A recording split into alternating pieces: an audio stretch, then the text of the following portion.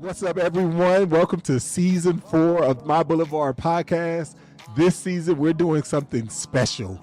I am here with my co-host, Missie. Say what's up to the people, Missie. Hello, I'm so excited to join you, Dhati. I'm looking forward to the opportunity to talk about the who, what, when, where, how, and why of urban missions. That's right. This season, we are going to be walking through together, like live, real conversations. We're going to be talking about real questions, really practical wisdom about how to do ministry in urban environments. Yeah, this is going to be a primer for all of us. So let's join this journey. Let's grow, learn, and push forward urban missions together. Stay tuned.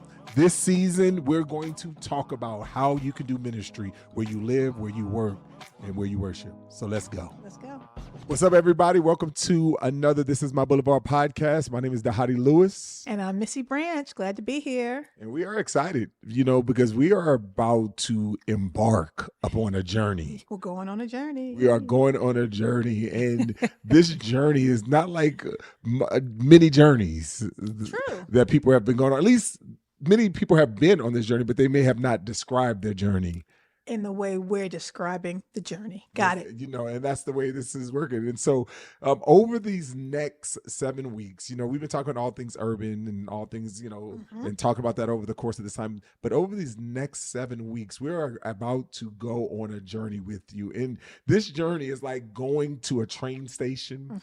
And then when you're at this train station, you arrive at the train station and then you got to go, you get into your destinations. But like most destinations, you got to stop at different places. Make all the stops. Right. You got to make all the stops. You don't get the express train. You don't get to pass. Everybody doesn't have an express train. Everybody don't have it. Right. And so, but that's what we're going to be talking about. We're going to be talking about the stops of an urban missionary. And here's the thing. This may be a little confusing for you. Because there's 7 stops. There's 7 stops.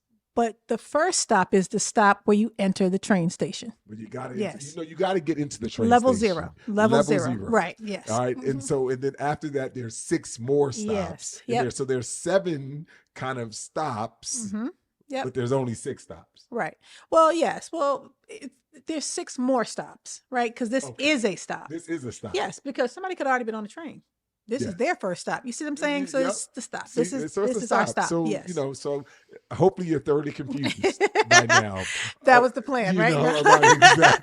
About it. So, but ultimately what we're saying is that, whenever we think about this idea of being a missionary, right? I mean, we often we don't consider, right, what it means to actually engage. What are the steps of being a missionary? And so this first stop, we're basically talking about this stop of getting to the train station, or the idea of being converted. Yes. Right. This is about being born again. And there's a certain thing about just being Christian that, like, I think oftentimes, and we've heard people says that God, like, if your conversion was your call to be, a missionary or an evangelist, that we've all been sent at our conversion. Conversion and then awareness, right? Yes. They go hand in hand. Yes. And I think that that's really important. And so when we talk about stop zero, we're talking about, like, there's a certain way, like, if you're going to be an urban missionary, there's certain things that you got to be understanding what you're doing, as a believer. True. As a believer, it's just like, all right, like, we got saved. God doesn't just save us and then rapture us back into, rapture us up into heaven. He leaves us here to send us to. I mean, he could. He just hasn't. He hasn't. He could, but he has not. Because some of us are like, come soon, Lord. Yes. But there's this thing called sanctification, yes, right? There's this thing that the process of us growing and looking more like him. And so, but when people always talk about this idea of, I want to be a missionary. And I was like, whoa, before we try to be a missionary, because a missionary is someone who is intentionally using their time, their talent, and their treasures, right, to making disciples in a specific area or space. But like, one of the things is about being converted. Yeah. Right. And so we recognize, but Jesus makes a distinction. He says, listen, the harvest is plentiful, but it's the laborers that are few. Right. And so he makes a distinction between, there's some people who are converted, but they're not laborers. right? And that truth. Yeah. And so in our Yes. context, we're saying like you may be converted, but we're talking about being missionaries, Yeah. right? And if you're Yes. going to be an urban missionary, there's some things, and one of the things is that if you want to be an urban missionary, you got to already be living missionally, Yes. Now, what does that mean, though? right? Well, Well, I think we've talked about it over the yeah, season, but yes, ultimately you got to start making disciples in your current space. Like absolutely. where you are before you start trying to, like, are you intentionally trying to make disciples in your current space? And not only do you Mm, need to understand that, you also need to be able to think about, how do I prepare myself for where I'm going, right? Because yes. if I'm going to be intentionally trying to do something, I need to be focused. And like Paul says, I become all things to all men so that by all means I might save some. How do I intentionally prepare myself to be able to contextualize the gospel to the context I'm going to? And the only way that you can intentionally contextualize yourself, the only way Paul could become all things to all men was to understand what those men were. What does it mean to be urban? What does it mean to be urban in Chicago versus Philadelphia versus another city? What does it mean that I'm at this stop in this city? What does that look like? And how do I impact those people at this stop? Yes. And and and that's going to look different whether you're a poet, Mm-hmm. you're a Yep. pastor, you're a practitioner, or Or you're a a polymath, polymath. whether Yep. and so what does preparations look like to use the platforms that God has given me to engage the Mm-hmm. areas that God has calling me to. But then the third step, in kind of being converted, is, how do you develop that vision from burden? Mm-hmm. How do you kind of reconcile Mm-hmm. God's story, your story, the story of the people around you with the story of your city, right? And whenever those overlap, you can do it and that is actually on the city syllabus. You can go and you can download that That's on true. the city That's syllabus, true. and It's a get free and talk resource. about, how do you develop that vision from burden. But so we talked about, these are things that you do before we can go in and talk about intentionally making disciples where we live, work, and worship at specific places. We got to do that. But you got a chance to talk to some people I did. about This is it. a fun episode. Yeah. I got to interview two young ladies, well, two women, about their call to ministry. Yeah. And the first one. First one is with a missionary named Megan Brown. Her mission field is military bases, military spouses, and her story is quite colorful, beautiful. The Lord has done a huge work in her, and so I'm excited for you to hear this, It's listeners. awesome. Let's take a listen. I'm so excited to have my friend here with me today. Her name is Megan Brown. Hey, Megan. Hey, girl, hey. Well, I want to tell everybody a little bit about you before we get started. Megan Brown is a seasoned military spouse, mother of four, and military missionary. She is the founder and executive director of Millspo Co., which is a military nonprofit focused on the intentional discipleship of today's military community. Throughout Megan's journey as a military missionary, her ministry has been recognized with the Air Force Lifetime Volunteer Excellence Award and has earned her the 2016 Armed Forces Insurance Kessler Air Force Base Military Spouse of the Year Award. Ain't many of us earned that, okay? Her mission is to recruit, raise up, and release military connected women to live on mission for Jesus, which is chef's kiss. Her books, Summoned and Know What You Signed Up For, have been released by Moody Publishers in Chicago. She lives in South Mississippi with her husband, Master Sergeant Kevin Brown, and their four energetic kiddos. And to learn more about Megan, which we'll probably be putting in the show notes, to learn more about Megan and to connect with her, you can visit millspoco.com. Hello, my friend, and welcome to the Hey, hey, podcast. hey. So this season, we're talking about urban mission. Well, we're talking about urban missions because that's what we do. And right now we're focusing on a new little section where we're talking about the 7 stops of the missionary journey. In order to be a missionary, we're separating out the difference between living on mission, just meaning what all Christians should be doing, and being a missionary, having a context you're called to. What we want to focus on with you is point zero or stop zero. And I don't know if I've showed you. Did you see the 7 stages? I Don't worry did about see it. the We'll talk 7 about stages. it. Okay. I absolutely love the way that you guys are building a framework for people to see how mission is done in real life, because I think sometimes we overcomplicate what it means to be a missionary. And we think, okay, does that mean I have to have a job title? Do I have to have this? Do I have to have that? What are all the things that I need in order to do this well? And I think, the Bible's pretty clear, man. Love the Lord, make him known, know him, Yeah, share beautiful. share with others, know and share. Like, I mean, it's not super complicated. And I think that breaking it down, these 7 steps or 7 stops of the missionary track really does help people put a tangible amount of knowledge and tangible know-how with practical discipleship. And I love that. It's my jam. Well, what I love is about your story. So we're starting at the base, which is conversion and awareness. And really, this is about formation before we're sending people out. And knowing your story, I thought that you'd be a great person to interview on this part. So, your journey into faith wasn't just about conversion, it was really about formation. So, what I mean is, for some people, they come to know Christ, they join a church, and they kind of just languish in the church, or they just hang out in the church, not even languish, but just hang out in the church and don't necessarily want to go from baby to maturity quickly. And I know that was very different from you for you. What were some of the key moments that shaped your awareness of who God is and who you are in him? So my journey, like you said, was a little bit accelerated, if you will. I did not grow up in the church. I grew up around the church. I grew up around church culture. I'm either a really young Gen X or I am like the elder emo community of the millennials, one of the two.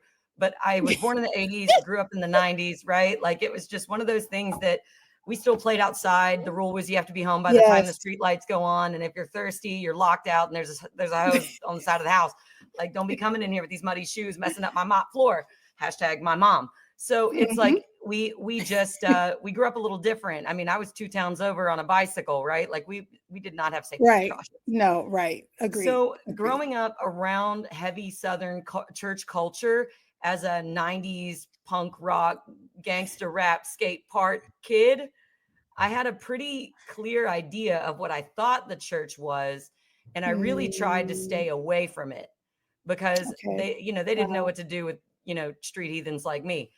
And so when I got older, I Mm. married a very nice, very gentle Oxford wearing boy that tucks his t-shirt into his jeans with a belt and had his nice little Bible with his name on it. Yeah, that was an unexpected plot twist.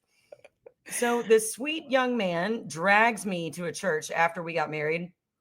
And I was thrown into the deep end. And Mhm. so I remember the first time I heard Ephesians exposited from the pulpit, you could have Mhm. knocked me over with a feather.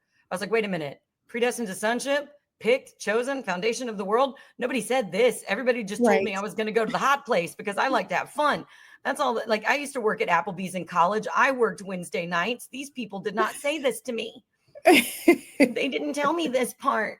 And so, I was frustrated. I remember being overwhelmingly convicted that I was in fact a sinner and overwhelmingly lavished Mm, in love that in that state I was picked while dead in my sins. mm. And then I remember being a little mad because I was like, wait a minute, I've been around Christians my whole life and not one person told me this. Not one. Do they really? Why? Why? That didn't make Wow. any sense to me. I remember them, what was that saying in the 90s? Don't drink, don't smoke, don't chew, don't hang out with girls that do. Well, I was a girl that do. Yes. And nobody told me. Maybe I wouldn't have been a girl Wow. that done, so I was an adult. And so I was baptized at 22 when I was pregnant with our first child. So when she was baptized at 8, we kind of joked that she got to go twice. It was like, man, you got double dip, girl. You better be extra holy. She's almost 17, guys. I don't know if that is a thing.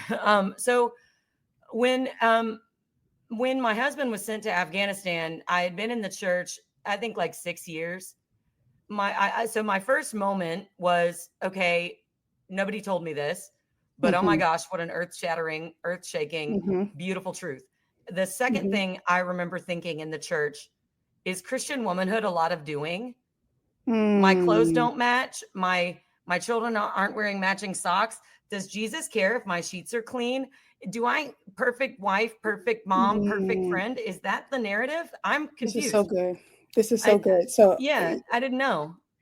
And I feel then like oh, I'm sorry, I didn't mean to cut you off. Go, go, oh go. no, you're okay. I could talk all day. I mean, but like the third awareness I had My husband was driving convoys in Afghanistan, and his footlockers arrived in my house, and there was no note. We weren't attached to a squadron. He was on a remote Oh, duty. I was goodness. not in my community.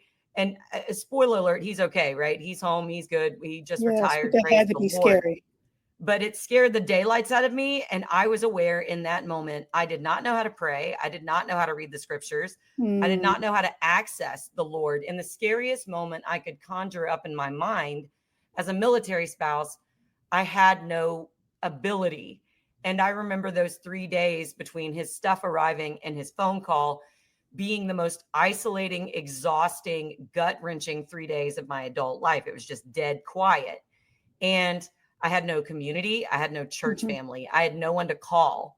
And so here I was, a military spouse who proclaimed to be a believer, who had no ability to pray, no access to the Holy Spirit for conviction or comfort, no truth in my brain other than is all this faith I profess to be, like, is it fake? Like, did I make it up?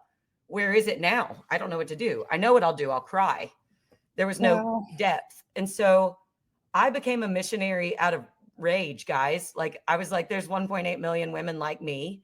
None of us have been invited into Christian community. None of us have been told the truth. And all of us are waiting on the knock on the door we don't want. This was at the height of the mid 2000s, Iraq, Afghanistan. Our husbands are gone at these outrageously high operations tempos. So I was completely unprepared to be a Bible teacher. And I was just opening up my living room, kicking my couch laundry out of the way and hoping I was making some sense repeating church sermon notes. So that's my story into ministry. Woohoo! Wow. Well, okay. First of all, what you've just shared made me think multiple things. One, an indictment on, wow, we're not doing a good job discipling people or making the church a welcoming place, but then also compassion, because so many of us just really don't know how. And that's where all training and discipleship all comes in. And so, like, it's this tension. But speaking of tension, one of the things I also thought about was just this tension that you experienced, this cultural tension, this tension of who you were naturally and who it looked like the church wanted you to be. And I know that you had people pouring into you. So how did you shape your understanding of discipleship and kind of contextualization into the leader that you were becoming? So it was really a pivotal point when I met my people. So when I became a believer, I was in a nearly married Sunday school class. Now, for context, I had never been to a Sunday school class ever. But I can even just imagine that. I can imagine it. Ever. Right? And the first day my husband brought me to this very nice, beautiful church in Columbus, Mississippi, that looked like the inside of a cruise ship. Like, guys, it was 2006. He did not tell me the rules. I wore flip-flops and no makeup into this church. Like, I know we can casual at church now, but it was not so in 2006. I am sure the deacons thought I was there for some sort of financial assistance. I mean, I was looking raggedy. He did not tell me the rules. He got me embarrassed. So, like, I showed up in a Volcom, like, skateboarding t-shirt. And guys, that was real cool. I had those Volcom wristbands. Oh yeah, the sweatbands. And I looked rough in this Sunday school group with my etnies. I'm aging myself. I had really cool shoes, guys. I'm a sneaker girl. So the first thing someone did was, and we were young, guys. We were in our 20s. So don't hate on this girl. She was actually thinking she was being sweet. She pulled me to the side and she's like, I have leftover credit from my wedding, and we gonna take you to the department store because you have got to get some church appropriate clothes or you gonna have a hard time. So this little lady took me shopping and bought me something called a sundress. It had polka dots on it and it was an appropriate length. And she told me to throw away my black eyeliner because it was too much. So I tried to fit in, but it wasn't until I was almost 30 and started leading these Bible studies that I met these feral military spouses. And one of them was my weird neighbor, and the other quickly became my friend, but we all grew up real similar. It was like the island of misfit toys. But the context changed for me when they gave me permission to be me and to stop performing and to experience actual transformation that was at a soul level, not the surface level of a change of clothes and not using my favorite 4-letter words anymore. Because I mean, guys, we're military. We've got a lot of colorful language in here. And so it was like, I thought, oh my gosh, the Lord loves me, like as me. Mm-hmm. He doesn't want me in costume on Sunday. I called it my Susan suit, putting on my Susan suit to go to church. Guys, I owned one of those hats with like the floppy, like felt hats with like the feather. Oh no, that was not my greatest hair. I had the leather feather earrings. Oh. No. Oh, Yeah, that's the thing. It was That's a the thing. vibe. That's I the had like thing. the riding poncho and like the monogrammed like riding boots. It was not a look. It was not my vibe. Okay. Yeah. Monogram is a cultural thing as opposed to a required.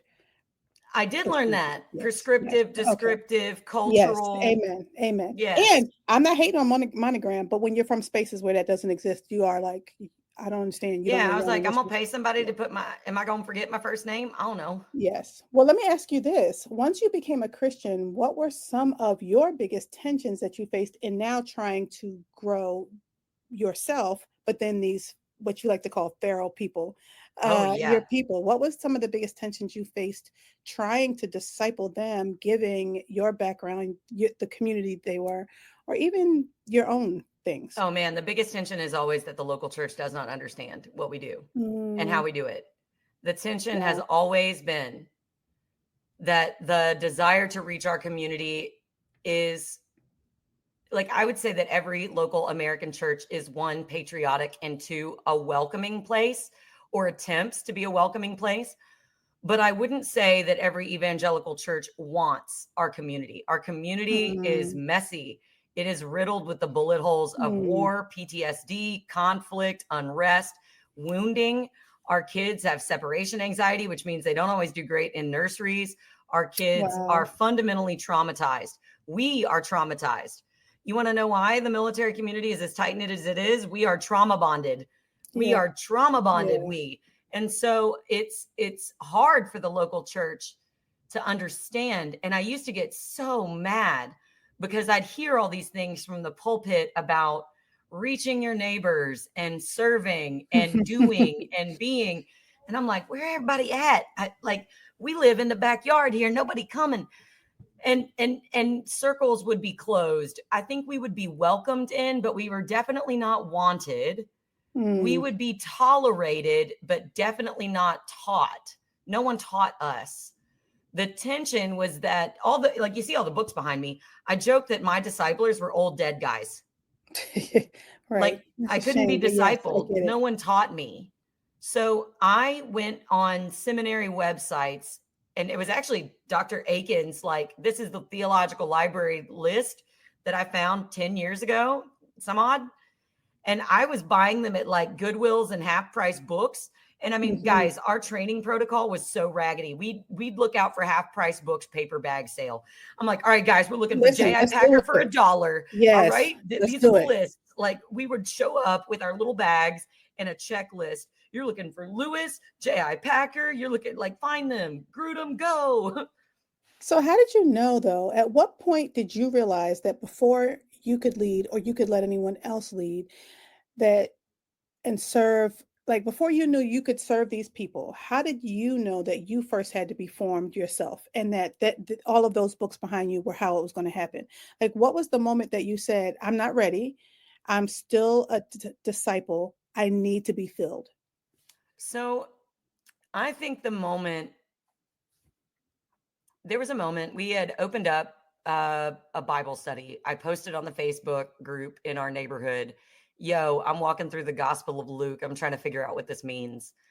You can bring your feral children. I've got hot coffee and extra Bibles. The first week it was 6 women. It was me and my weird neighbor, who's one of my best friends now. And another weird neighbor, who's another one of my best friends now. They're at the head of this ministry with me. And then a handful of women from the street. The next week there were 17. And I was like, whoa, where'd y'all come from? I don't even know y'all. And this girl looked at me and she said, someone said you are teaching a Bible study. And I was like, somebody lied, girl. I'm reading sermon notes. Like, I'm over here going, yo, we're talking about this dude named Luke who was kicking it with this brother named Paul, and they were in Thessalonica. Thessalonica. I don't know what's a Thessalonian. What's Salonian? I don't know. So this dude's a doctor. Like, I mean, I'm literally just reading the notes from my exposition, in Sunday church. And when she said you're teaching, like there was this fear that I was like, oh, am I doing that? Okay. Wow. And then I looked out of my window and there was a woman dragging a lawn chair to get into my living room because there was standing room only. And it occurred to me in that moment, I cannot lead these women where I have not gone. And I better know where I'm going because there's a pack of them now. So it was just the conviction that like, I've got to lead these women to the Lord, not to a method, not to an attractive message, not something that had been ornamental, and definitely not something fake. Because, I mean, the last thing anybody wants in a room where there's a folded flag is bumper stickers, platitudes, and scriptures as Band-Aids. Ain't nobody want that. Thoughts and prayers, right? We're sending thoughts and prayers. Yeah, no. We need some theology. So I started going to school. So that was a defining moment for you, right? That was a moment where you're like, oh man, I'm teaching. What was the moment for you where you went from I'm going to do this in my living room to this needs to be a ministry proper? So like many people who were thrown into the depths of ministry, you can't ever know what you're getting into until you're into it. Yes. So yes, got it. I was an unprepared Bible teacher who, with the best intentions, and honestly, guys, even on the best day, the motive's mixed because we're all validation seekers and we just want someone to tell us we're doing good things. There were 40 women in my living room, and my next door neighbor was a babysitter. So I lived in a duplex, right? So half this duplex, this girl would close her daycare on Thursday mornings so that she could keep all our kids. Wow. Yeah. So we had 20 million children in the house next door and then 40 women in my house. It was in these madness. Christian circles, 20 million doing the math makes sense. 20 million children. And when we outgrew my house, I called the chaplain and he's on my board now. God bless this man. So Chaplain Steve Dabbs, he was a colonel, I think, at the time. And I went into his office and I was like, boss, it's real ratchet. There's 40 of them. They're asking weird questions. My kitchen is a Play-Doh nightmare, sir. We're out of money. I've been hawking cupcakes out of my garage to buy Bibles and Bible studies. Like, it's real ratchet in here, sir. What do I do? And he's like, what did you just say you're doing? I'm like, I'm teaching military spouses theology out of my living room. And he was like, hold on a minute. And I just imagine he went into his boss's office and pulled a Kevin Hart. And he's like, somebody come look at this. Like, somebody come look at this. And so here comes the wing chaplain and he hears what I'm doing. They cut me a check for $2,000, give me the keys to the chapel. And they're like, get in here, girl. Take it over. So it went from a living room to a program. And let's just say I was not ready for program ministry. I went from unqualifiedly teaching a small group to now I am running 10 Bible studies with 10 women who are leading those Bible studies. And I am in charge of those 10 leaders. And I have never been a leader. I have no idea what I'm doing. And it was growing so exponentially, we could not keep up with it. Like within 2 years, we outgrew the government facility, the funding, and their staff. Wow. And then it was like, okay, this is problematic because this is not working the way we think it should. We're very tired. This is problematic. Bad. Problematic. This is problematic. Or yes, great. Or great. Great problematic infrastructure. We really didn't know what we were doing. But we saw what the Lord was doing when we had to break that ministry back down. And we were like, dude, this don't work this big like this for us. It's too much, too fast, too soon. 6 women, everybody with a copy of the Bible, lead learner format. Go back to your living rooms. And then they started moving. Yeah. And now they're popping up north, south, east, west, Hawaii, Japan. And then like we hear, it's so easy to do this. We're doing it everywhere. Like we just moved again and we're doing it again. And that progressed to what do we teach now? These Bible studies aren't talking about us, which led to me writing And then a sarcastic Bible study written by a cranky millennial was released in 21. And then, it just kept going from there. It's just been one big spiral out of military discipleship and explosion. Hearing your story is so exciting and inspiring.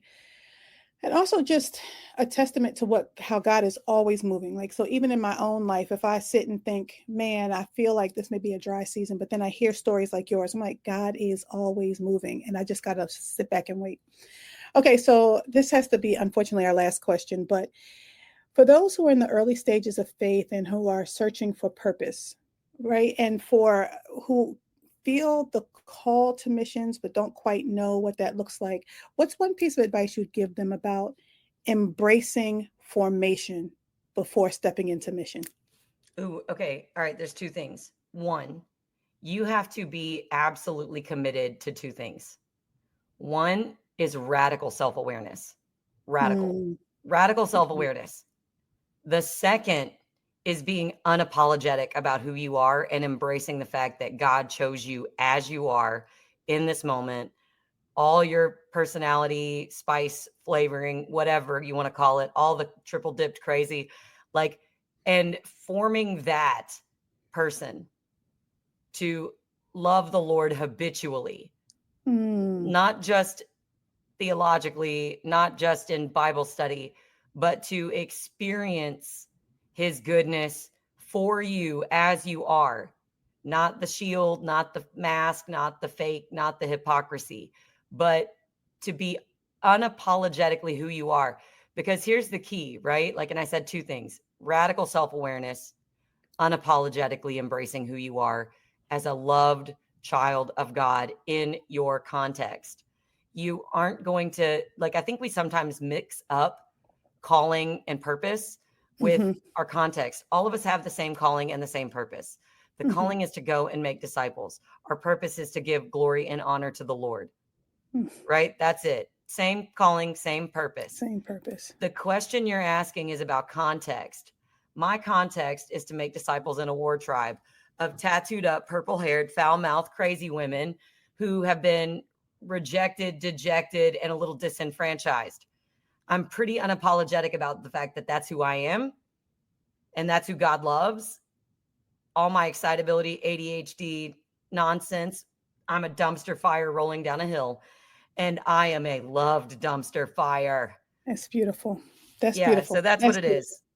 And I'll be honest, some of the women that you're describing, like the picture, the purple hair, I'm like, that's from some communities I grew up in. So it ain't just a military community. Okay. Hey, girl. Well, let me just thank you for joining us and for sharing, and for just the work that you're doing and the way that it's impacting people all over the world, which is crazy to say, but the Lord is using you to impact people all over the world. Thank you for being with us, Megan. Thanks so much, Missy. That was fun. That was really good. I love her energy. Yeah. If she don't have anything else, she got the energy. Yes.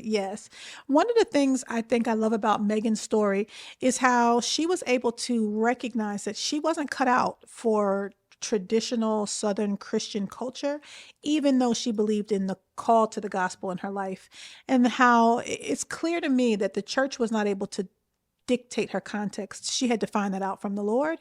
But once she was clear on who she was, how God made her, it wasn't a mistake, and that there was people to serve, she watched God just explode the ministry opportunities in her missionary work. And I think that's what is just so beautiful, Yeah. I love the fact that you see the steps that we were talking about. Yes. You see her, this idea of just she was at first she was just converted, right, but then she just started making disciples. She started there's wives, that need to be to make connections in their spheres of influence, and then but then after that she started forming and getting prepared and more strategic, and in that she developed that vision from Burden. So I think that's beautiful. Her vision clearly came from Burden, and that's what motivates her to keep going day after day, week after week, month after month, year after year. So It's beautiful. And the good thing Beautiful. is it didn't stop there. You got a chance to also interview another person. Yes, Tara Schloss. She is another amazing woman. And I personally have me and Megan met doing ministry, but me and Tara met because she pours into my children, my adult children, and just in the community. So it's beautiful because she talks about her burden being for the context, and my children are a part of that context. Amen. So let's take a listen. It's great. Well, hello. Welcome to the podcast. Listeners, I'm excited to introduce a friend of mine for a lot of reasons. She's a more recent friend, but we are kindred spirits. Her name is Tara Schloss, and Tara is the operations leader for Blueprint Church in Atlanta, Georgia. She happens to be the downstairs neighbor to my son and used to be my son and daughter. And so I have watched her pour into them, into her own family. Tara is the mother of 4 absolutely beautiful children: Annalise, Isaiah, Victor, and Josiah.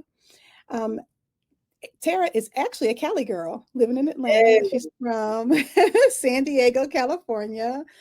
And what is beautiful about Tara's story is that the Lord used some very difficult situations to get her from California to Atlanta, which we'll talk maybe a little bit about in this podcast. But through that tragedy and through the Lord calling her out, he connected her with Dhati Lewis and different leaders at Blueprint Church, and that's how she wound up in Atlanta, where she has been blessing people ever since. It's been a beautiful thing. She leads a thing called Known 360. She does missions. My daughter's going on a missions trip with you soon. I'm excited about that. She leads through city projects and ministry where she lives in the Old Fourth Ward in Atlanta. So I'm excited to share you with the world, Tara. Thank you for being here with us. Yeah, thank you for having me. I'm so excited to be here. Thank you for the introduction. Hello to everybody who's listening. We're here.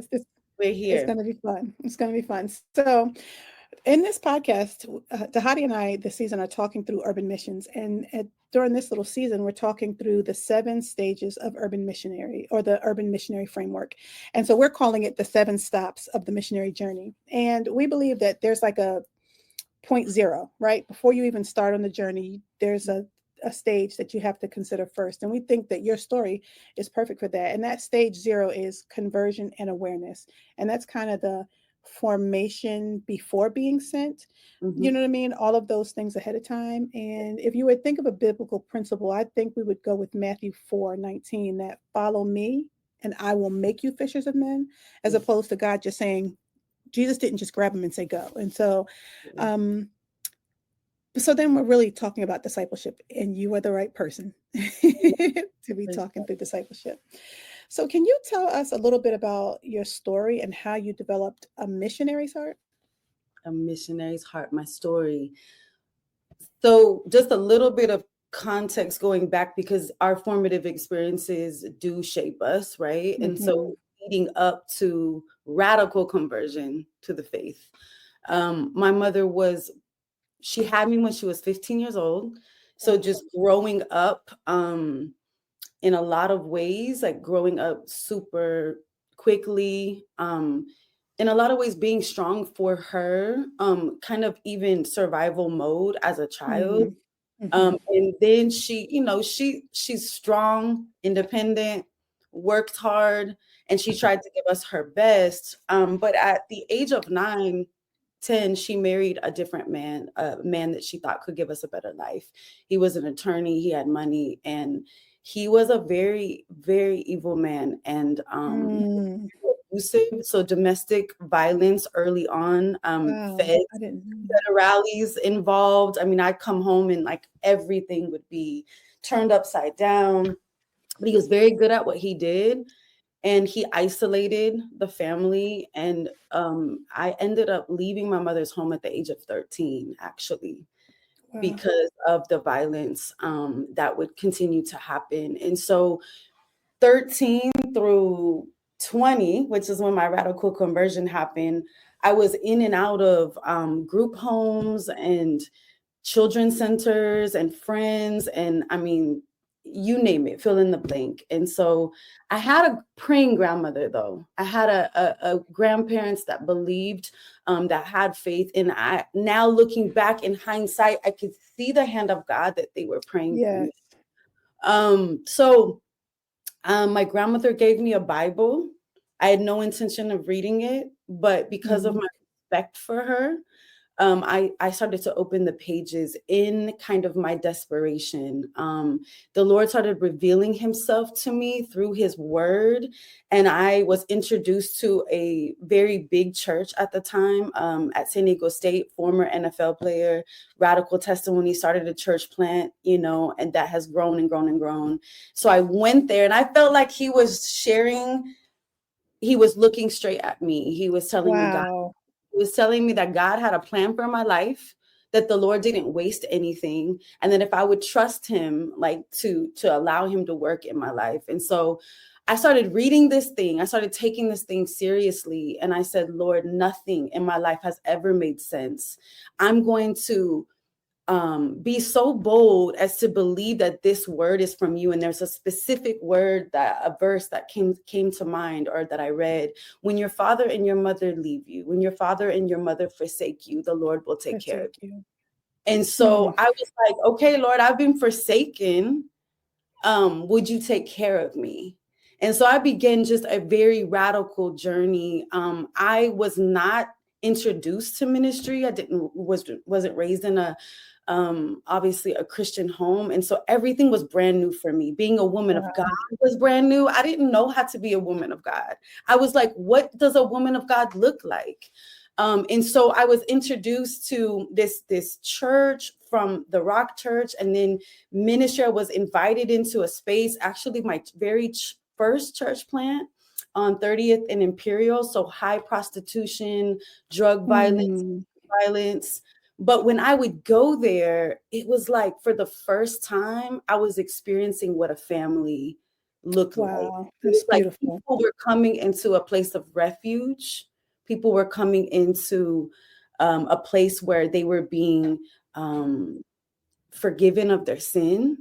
The word was being preached. They were being built up in the faith. And so I started a school there with that church plant, and I was just heavily involved, but I was still pursuing worldly ambitions. Like, I'm going to be the first to graduate with all these degrees. I'm going to work hard, and I'm going to climb this ladder, and I'm going to, I have all of these aspirations and all of these dreams. So my original dream was not to pursue ministry or to be to serve the Lord like how I have, but simultaneously I was serving him, and there was ministry that was being fruitful ministry in my life, but I didn't even know what that really looked like. Isn't that just like him, though, Tara? Isn't that just like him? Well, let me ask you this: was it in that church, or where did you? Well, maybe, I don't know. If you tell me, were you ever intentionally discipled as a new or young believer? So was there a person pouring into you? So that's a great question. I can't think of one specific person, but I knew I was hungry. I knew that I had passion when I didn't even know what passion was. I knew what it was like to show up. And I think that now looking back, the women of God, the women that took me in and loved on me, that they could see that I was pursuing. Yes. And so it looked like, hey, can I come to your house after church on Sunday and see how you make this gumbo, or how you love your husband, or how you worship the Lord in your home, like your children? And so I was just there, like, and every opportunity that the Lord gave to me, I was there. And he used a lot of people to help shape me. There was one particular couple that took me under their wing, James Gordon, his wife, Valerie, that he really had formative ways to disciple me through the word. First Bible study I ever went to, Ephesians, like shared how to share my testimony. I remember I couldn't sleep all night. I thought there was going to be 500 people there. And I was like, God, I don't know how to share my testimony. Like, I don't know what we're there. And there was probably like 7 people there, but I had prepared as if there were 500 people. like then. And so just little opportunities that the Lord would give me. I started a school. I started teaching Bible at the school in that area that I was talking about. I started a nonprofit there and this ministry. So it just kept building and building. But as it was building and as the Lord was growing me, he was continually placing people in my life to also deposit into What a me. gift. What a gift. I think so. There was a little bit of intentional discipleship, but a whole lot of passive discipleship. Yeah. And, before I said in another, when I was talking with Megan, that's both an indictment on the church, right? Because you're like, man, every new believer that comes through should have somebody who is pouring into them eagerly. But then there's also this compassion when you think about how many people don't know how to do that. And Right. we need to fix that, right? And that's what we're doing. That's why we're here. Yeah. Well, tell us about the first time you discipled somebody else. If I had to pick one particular person, I don't know that I can. But like I said, looking back, it was like the Lord there was a grace on my life. Yes. He filled me, and just being a natural influencer. And so I think ways that I would leverage that influence in the world before Christ was now being transformed through like bringing people to Christ. And so the school that I would show up and teach the word to, there was probably at that time, 25 girls. I mean, I would show up at their track meets. I would show up at their, all their different events. There was one particular girl, she didn't know how to read. So it was like, well, Lord, I want to teach my sister how to read. She had been manipulating the system and getting by, but she didn't know just practical skills like reading. Wow. I also adopted my cousin at a young age. At the age of 20, I had a 13-year-old child that I was working jobs for. And so I poured into her the word. I later started a initiative through the juvenile probation program that they had, where I was building a team that would go in and would teach dignity. They would teach like how to be restored dignity that God gave. And that was a program for about 7 years. And then we had started a nonprofit called That Function, where we were calling kind of this platform where different artists and different people could come and hear the gospel, but have this creative space to hear. And so from that started a Bible study, where there was about 60 people over a 2-year period that would come to the Bible study. And so I would take the women into the garage of my home at the time. And the men I don't know how that worked out, like how we got to be in the garage and they got to be in the living room. Yeah. Such a special time of growing. And it was like the Lord, every time these women, like I remember one specific convert, she came to the concert, didn't know the Lord, accepted Christ, got to baptize her, it's just like the Lord was moving. And from that eventually came the church plant that I started, from my home. So let me just say, what you just said to me is that discipleship does not look like a cookie cutter type thing. That's what I just got, which is beautiful, because, often when you walk into church and you hear discipleship in some churches, you will think, you can be led to believe that discipleship means you meet with me at Starbucks. We look at this book. We walk through the chapters. I read the chapter. When we're done the book, you move on to the next person, and then we're done. Right. And there's a place for that. So I'm not knocking that. I've had wonderful interactions with people working through books and, getting to know them. But I would say the people I've discipled the most were the people who were at my house and we were folding my laundry and cooking chicken and talking through their lives and weeping all over my kitchen, right? Like that's just the way that it works. And so what you just described is beautiful, and I think life-giving, that discipleship comes in a lot of forms. So we say here at My Boulevard that a missionary develops their mission from burden. And I hear you describe that. I hear your own life and your own story be how that become the thing that has driven you. And often that burden is found right in our own communities that we live in. What burdens do you have for the context you're in now? For the context I'm in now, well, I think that it's those principles are timeless. Mm-hmm. I think that the same then is now, that the Mm-hmm. gospel really does change everything, that it Mm-hmm. reshapes our identity. I think identity is so big that if I could say the one thing is, like, first and foremost is identity. Like, do you know who you are? Do you know what the word says about you? Do you know how to live in light of this identity?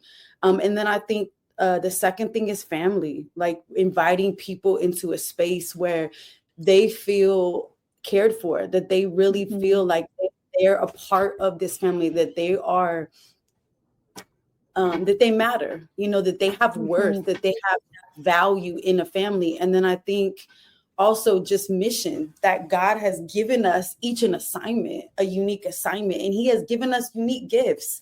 And I get so excited about helping to draw out what God has deposited in each brother and sister, that child that he has made. And so that is kind of like one of my, is like identity, right? Gospel like reshapes, like everything's changed because of the gospel. And how does that flesh out? What does that look like on my everyday? And then family, like, come and I want to invite you to be a part of this family. Yes, that's good. The mafia does that really well. The Yes, part, like, that's all true. these, like, Yes, worldly, they got the yes, all these family. communities. It's like, I'm gonna ride for you. That loyalty, it's Yep. there. Like, how much more the church, right? And then just the unique advantage of, or the bridge of the mission of God, and like really inviting each person. Like, this is a symphony, or this is a drum line. What part do you play on there? Like, come on, let's go, because there's no greater joy. There's no greater joy than to walk in the truth, but then also to walk in the purposes of God for your life. I mean, you're blessing me, Tara. So in this stage 0, we're talking about beginning transformation before you can go out on mission, right? Being prepared as a disciple. What are things that you would tell a young believer, or a person who believes that they are recognizing their call to mission, to be a missionary, right? Called to be a missionary. What would you say would be necessary in that formation season for them to be doing, seeking out, approaching, learning? Equipped, like what is necessary equipping wise for them? Yes. Every person is so different, right? And each person has different needs and different ways that they learn and receive. And I mean, it's crazy. Even when you look at your own children, you're like, I mean, they're also different. I mean, this message, I'm trying to say it like 4 different ways, but the Yes. same message, and I don't want to shrink back, and I don't want to compromise. I'm like, so there's that piece, but some of the practical things that I feel, so anything the Lord gives to me, I'm like, Lord, I'm going to give it back to you. This is my alabaster, this is my worship. So whatever you deposit into me, like, you can count on your girl that I'm going to give it back to you. And so one of the things as a leader that I'd like to say is that I'm never going to ask you to go somewhere that I'm not willing to go myself. And so there's been a lot of ways that the Lord has invested in me that I'm giving back. And so one of those ways is the Known 360 journey. Like, knowing that I had lived in survival for so long, not understanding just how I was made and the emotions God has given, and how I was functioning in the impairment of those emotions, and really able to be honest and confess those and bring those before God, bring my heart before God. And so learning the gifts of the emotions that God has given, and then coming from the impairment, walking into the gift, but bringing that to be able to give away to others.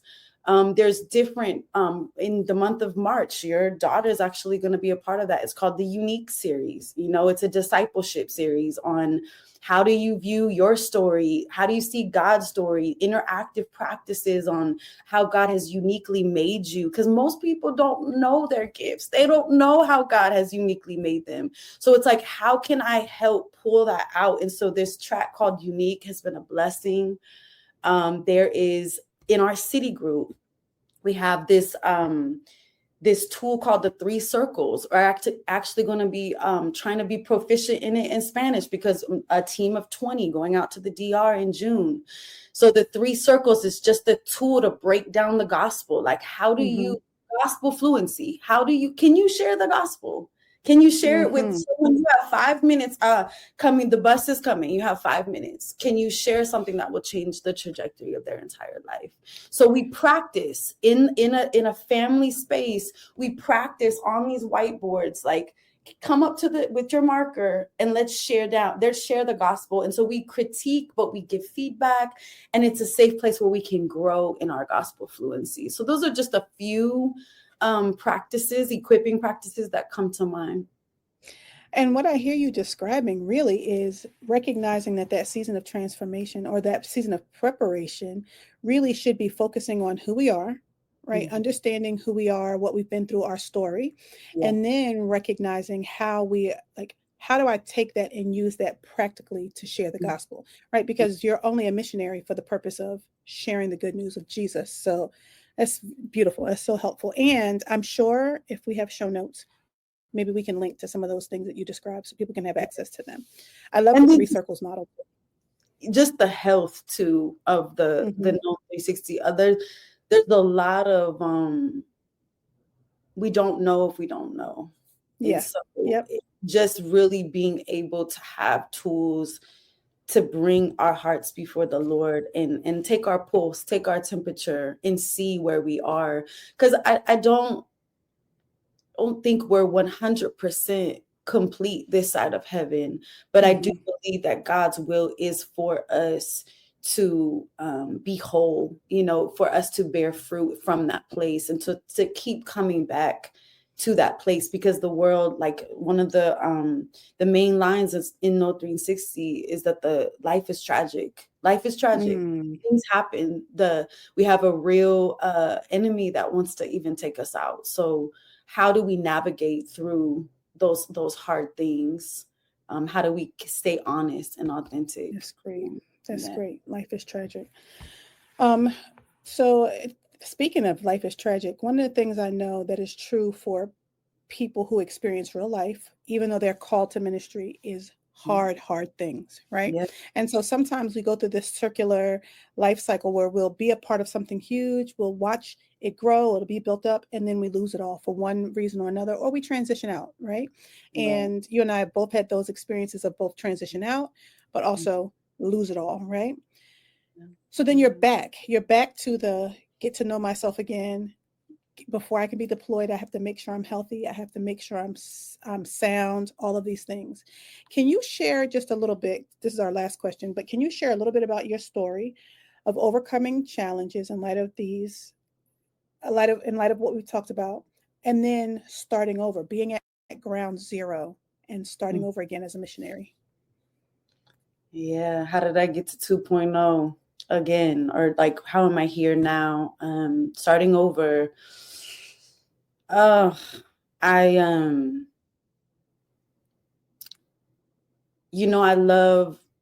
love the story of Ruth so much. I love just how God, the intentionality, the details, how he was glorified through the story. And I love Boaz, how he covered Ruth, but he is a dim reflection of Christ's covering for us. In this past December 1, 2024 was 10 years, marked 10 years since like everything, like call it the great storm or whatever, that tried to take me out, and just, it broke my heart.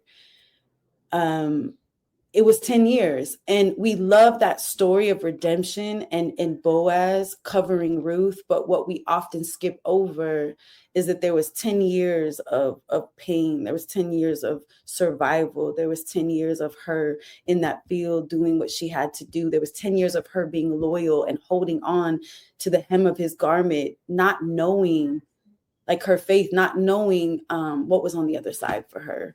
And God's grace is real, because there's so many reasons why I shouldn't be where I'm at today, why I shouldn't, like, the ministry, the husband lost everything, like you said, like ground zero, but the calling remains. It blew me away that the calling remained on my life, that through worship, I said, as for me and my house, like, we will serve the Lord. Like, there was nowhere else for me to go. But the Lord, it didn't show me chapter 10 in chapter 5. He just didn't. He gave me a grace to trust in him. And I'm still learning, like, what that means to trust and rest. But I think coming, like, losing it all, coming here, going from a respected, you could say, first lady, a respected woman of God, a kingdom woman who had invested her life for over a decade, had brought people to the Lord, had baptized people, had discipled them to love their children, dedicated their children to the Lord. All of the things, right? You show up for people, you give yourself away, and then you just look and it's just a bunch of ashes. Like, where do I go from here? And now I have these ashes, I have these 4 babies, and I don't have a testimony right now. Like, I don't have a silver lining. There's no gold right now that I can refer to. And so coming here with those 7 suitcases and not knowing honestly what I was doing, just knew I needed shelter, knew I needed the Lord to make a way for me.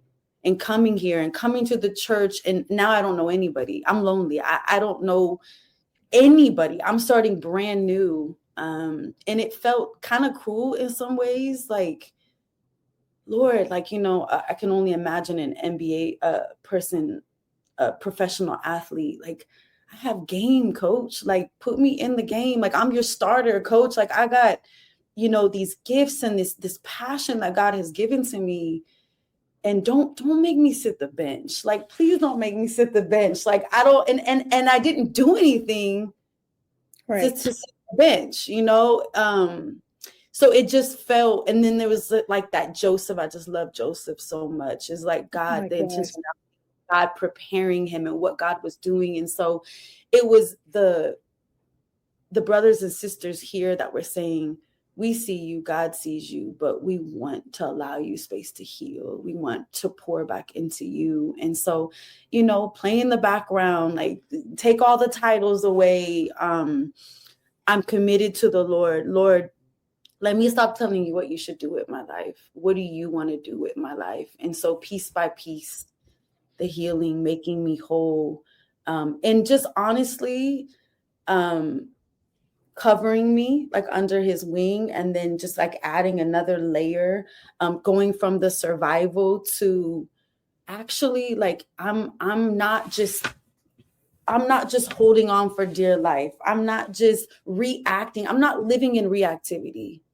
I am like in a place where, I feel whole again. And from that place, I can't pinpoint, like, okay, you've been enlisted back into the ministry like this, but now just looking back, just seeing the fingerprints of God and seeing his faithfulness and seeing that never for a minute, did he not have a plan to be fulfilled in my life, but that he was working all these things for his glory and for my good and for my children's good. And he's a keeper. I mean, my babies are thriving. I mean, one of my greatest joys has been to raise them. I never imagined being a single mother. Like, I just, that's crazy to me. But for whatever reason, I'm here. And, the 10 years, come on, Lord, I'm ready, Lord. I'm ready for the, next thing. The covering, right?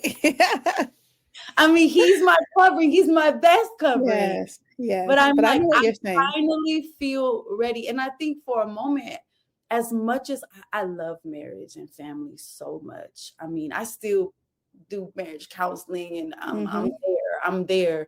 But you know, the enemy, and it's like, I'm not married. Like, what do I have to say here?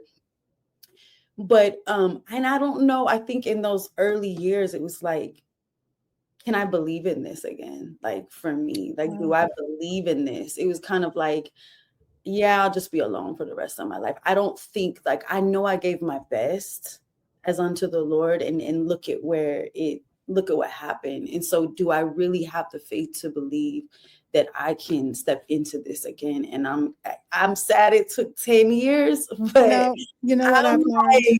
Like, God's timing belongs to him. And Yes. I believe it. Like, I believe it for everyone else. I have believed it, but now it's like I believe it for myself, you know.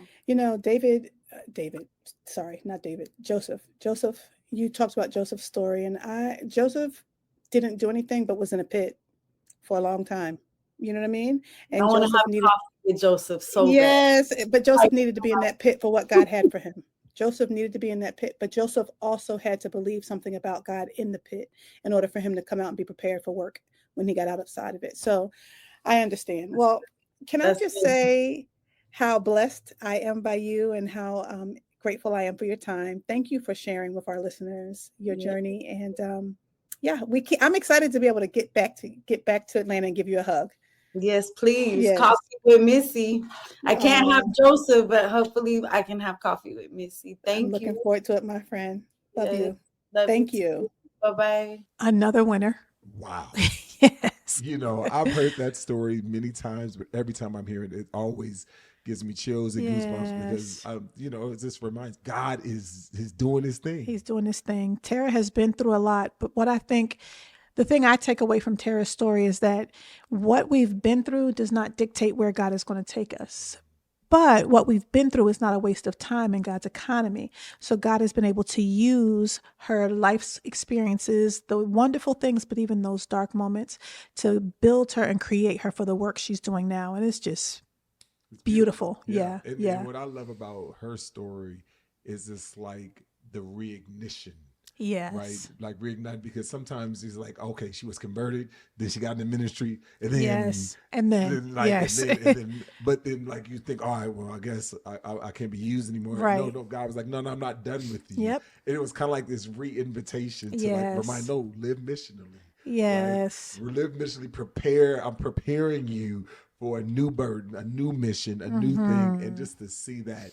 It's beautiful. And you can see discipleship oozes out of her, the way she disciples those around her, even her own family. It's beautiful. It's beautiful. I had a great time talking with Tara as well. It's been great. Hopefully you understand, like when we talk about this concept, this stop zero, you're entering into the train. Yep. If this is the beginning, I can't wait to where we're going. It's going to be a good ride. This got to be a good ride. This is going to be a good ride. Just to be able to see that. And so again, when we talk about like when you are preparing, right, for mission, when you're preparing a mission, you gotta make sure, like, you gotta be ready to both, one, live missionally, two, you gotta prepare to be intentional, and then three, you gotta develop and cultivate that vision from Burden. It's so great. It's so great. All right, until next time, join us at the next stop.